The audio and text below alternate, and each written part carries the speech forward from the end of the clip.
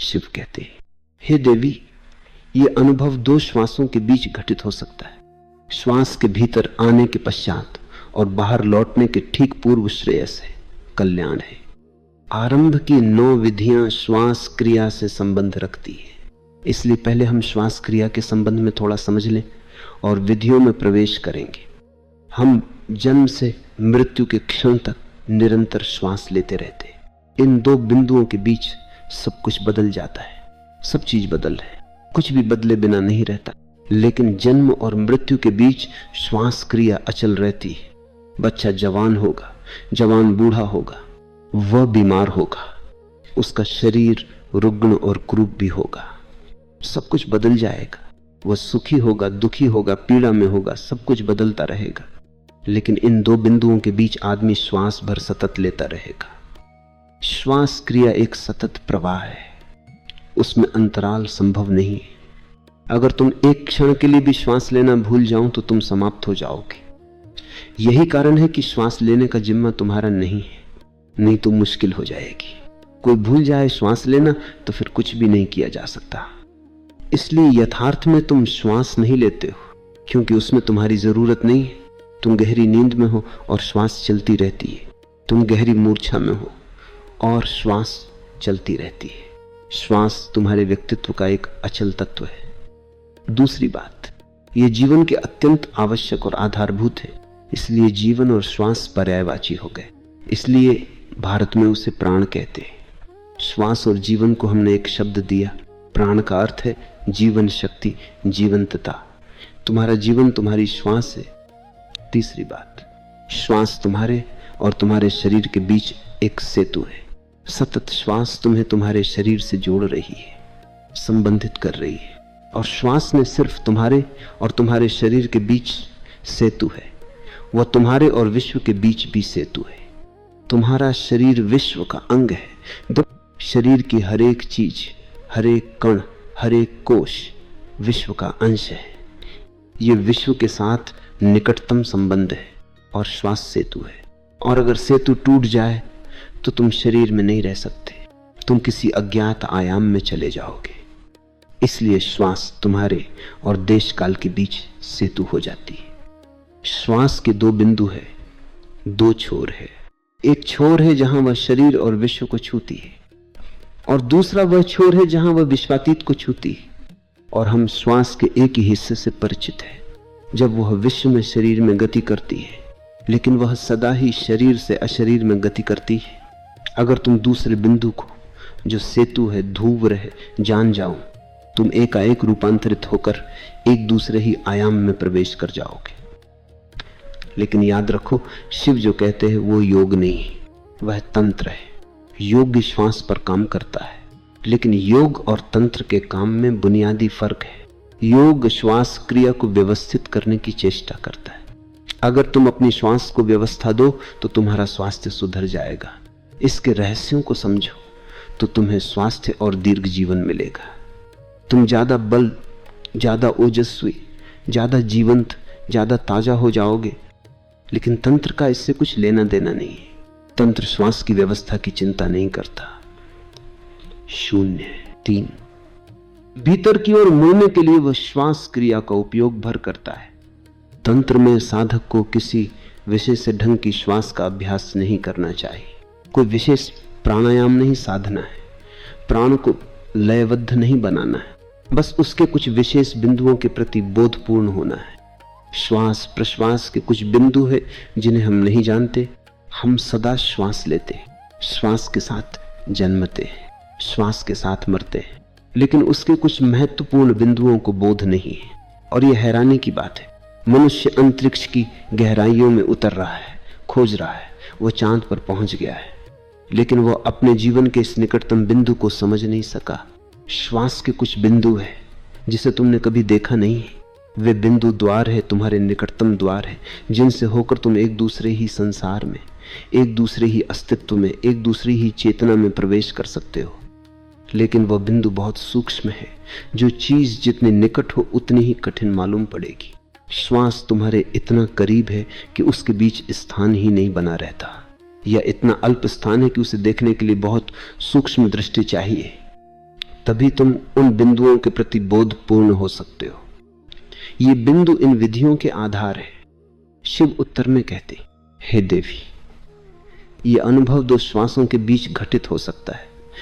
श्वास के भीतर आने के पश्चात और बाहर लौटने के ठीक पूर्व श्रेयस है, कल्याण है। यह अनुभव 2 श्वासों के बीच घटित हो सकता है।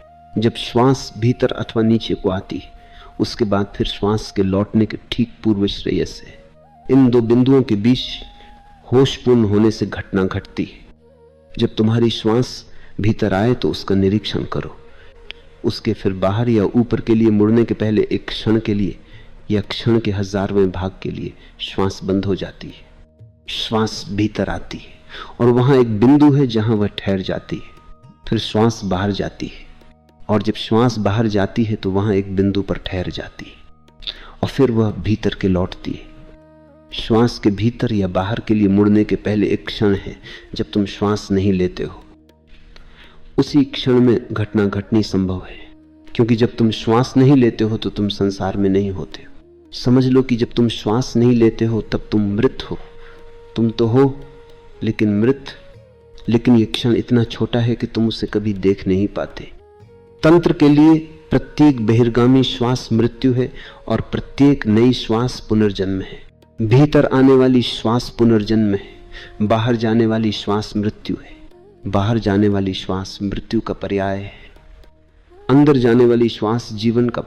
इसलिए प्रत्येक श्वास के साथ तुम मरते हो और प्रत्येक श्वास के साथ तुम जन्म लेते हो। दोनों के बीच का अंतराल बहुत क्षणिक है, लेकिन पैनी दृष्टि, शुद्ध निरीक्षण और अवधान से उसे अनुभव किया जा सकता है। और यदि तुम उस अंतराल को अनुभव कर सको तो शिव कहते हैं कि श्रेयस उपलब्ध है। तब और किसी चीज की जरूरत नहीं है। तब तुम आप्तकाम हो गए। तुमने जान लिया, घटना घट गई। श्वास को प्रशिक्षित नहीं करना, वो जैसी है उसे वैसी ही बनी रहने देना। फिर इतनी सरल विधि क्यों? सत्य को जानने को ऐसी सरल विधि। सत्य को जानना उसको जानना है जिसका न जन्म है न मरण। तुम बाहर जाती श्वास को जान सकते हो, तुम भीतर जाती श्वास को जान सकते हो, लेकिन तुम दोनों के अंतराल को कभी नहीं जानते। प्रयोग करो और तुम उस बिंदु को पालोगे, उसे अवश्य पा सकते हो। वह है तुम्हें या तुम्हारी संरचना में कुछ जोड़ना नहीं, वह है ही सब कुछ। सिर्फ बोध नहीं है। कैसे प्रयोग करो? पहले भीतर आने वाली श्वास के प्रति होशपूर्ण बनो, उसे देखो, सब कुछ भूल जाओ और आने वाली श्वास को, उसके यात्रा पथ को देखो। जब श्वास नासापुटों को स्पर्श करे तो उसको महसूस करो। श्वास को गति करने दो और पूरी सजगता से उसके साथ यात्रा करो। श्वास के साथ ठीक कदम से कदम मिलाकर नीचे उतरो। न आगे जाओ और न पीछे पड़ो, उसका साथ न छूटे, बिल्कुल साथ साथ चलो। स्मरण रहे, न आगे जाना है और न छाया की तरह पीछे चलना है। समांतर चलो, युगपत। श्वास और सजगता को एक हो। 2 श्वास जाती है तो तुम भी नीचे जाओ और तभी उस बिंदु को पा सकते हो जो 2 श्वासों के बीच में है। श्वास के साथ अंदर जाओ, श्वास के साथ बाहर आओ। बुद्ध ने इसी विधि का प्रयोग विशेष रूप से किया, इसलिए यह बौद्ध विधि बन गई। बौद्ध शब्दावली में इसे आनापानसति योग कहते हैं और स्वयं बुद्ध की आत्मोपलब्धि इस विधि पर ही आधारित थी। संसार के सभी धर्म, संसार के सभी दृष्टा किसी न किसी विधि के जरिए मंजिल पर पहुंचे और वह सब विधियां इन 112 विधियों में सम्मिलित है। ये पहली विधि बौद्ध विधि है। दुनिया इसे बौद्ध विधि के रूप में जानती है क्योंकि बुद्ध इसके द्वारा ही निर्वाण को उपलब्ध हुए थे। बुद्ध ने कहा है, अपनी श्वास प्रश्वास के प्रति सजग रहो। अंदर जाती बाहर आती श्वास के प्रति होश पूर्ण हो जाओ। बुद्ध अंतराल की चर्चा नहीं करते क्योंकि उसकी जरूरत ही नहीं है। 0 3। बुद्ध ने सोचा और समझा कि अगर तुम अंतराल की 2 श्वासों के बीच के विराम की फिक्र करने लगे तो उससे तुम्हारी सजगता खंडित होगी। इसलिए उन्होंने सिर्फ ये कहा कि होश रखो। जब श्वास भीतर आए तो तुम भी उसके साथ भीतर जाओ और जब श्वास बाहर आए तो तुम उसके साथ बाहर आओ। विधि के दूसरे हिस्से के संबंध में बुद्ध कुछ नहीं कहते। इसका कारण यह है कि बुद्ध बहुत साधारण लोगों से, सीधे साधे लोगों से बोल रहे थे। वे उनसे अंतराल की बात करते तो उससे लोगों में अंतराल को पाने की एक अलग कामना निर्मित हो जाती, और ये अंतराल को पाने की कामना बोध में बाधा बन जाती है। क्योंकि अगर तुम अंतराल को पाना चाहते हो तो तुम आगे बढ़ जाओगे, श्वास भीतर आती रहेगी और तुम उसके आगे निकल जाओगे, क्योंकि तुम्हारी दृष्टि अंतराल पर है जो भविष्य में है। बुद्ध कभी इसकी चर्चा नहीं करते, इसीलिए बुद्ध की विधि आधी है, लेकिन दूसरा हिस्सा अपने आप ही चला आता है। अगर तुम श्वास के प्रति सजगता का, बोध का अभ्यास करते गए तो एक दिन जाने अनजाने ही तुम अंतराल को पा जाओगे। क्योंकि जैसे जैसे तुम्हारा बोध तीव्र, गहरा और सघन होगा, जैसे जैसे तुम्हारा बोध स्पष्ट आकार लेगा, जब सारा संसार भूल जाएगा, बस श्वास का आना जाना ही एकमात्र बोध रह जाएगा, तब अचानक तुम उस अंतराल को अनुभव करोगे जिसमें श्वास नहीं है। अगर तुम सूक्ष्मता से श्वास प्रश्वास के साथ यात्रा कर रहे हो तो उस स्थिति के प्रति अबोध कैसे रह सकते हो जहां श्वास नहीं है?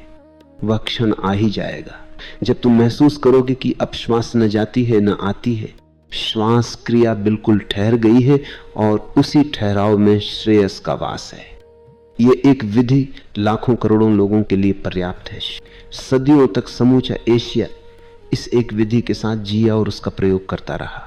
तिब्बत, चीन, जापान, बर्मा, नेपाल और श्रीलंका, भारत को छोड़कर समस्त एशिया सदियों तक इस एक विधि का उपयोग करता रहा, और इस एक विधि के द्वारा हजारों हजारों व्यक्ति ज्ञान को उपलब्ध हुए। और ये पहली ही विधि है। दुर्भाग्य की बात कि चूंकि ये विधि बुद्ध के नाम से संबंधित हो गई, इसलिए हिंदू इस विधि से बचने की चेष्टा में लगे रहे। क्योंकि ये बौद्ध विधि के रूप में बहुत प्रसिद्ध हुई, हिंदू इसे बिल्कुल भूल गए। इतना ही नहीं, उन्होंने और एक कारण से इसकी अवहेलना की, क्योंकि शिव ने सबसे पहले इस विधि का उल्लेख किया। अनेक बौद्धों ने इस विज्ञान भैरव तंत्र के बौद्ध ग्रंथ होने का भी दावा किया। वे इसे हिंदू ग्रंथ नहीं मानते, लेकिन यह हिंदू है और न बौद्ध, और विधि मात्र विधि है। बुद्ध ने इसका उपयोग किया क्योंकि यह उपयोग के लिए मौजूद ही थी, और इस विधि के चलते बुद्ध हुए। विधि तो बुद्ध से भी पहले थी, वो मौजूद ही थी। इसको प्रयोग में लाओ। ये सरलतम विधियों में से है। अन्य विधियों की तुलना में मैं ये नहीं कहता कि ये विधि तुम्हारे लिए सरल है, अन्य विधियां अधिक कठिन होंगी। यही कारण है कि पहली विधि की तरह इसका उल्लेख हुआ है।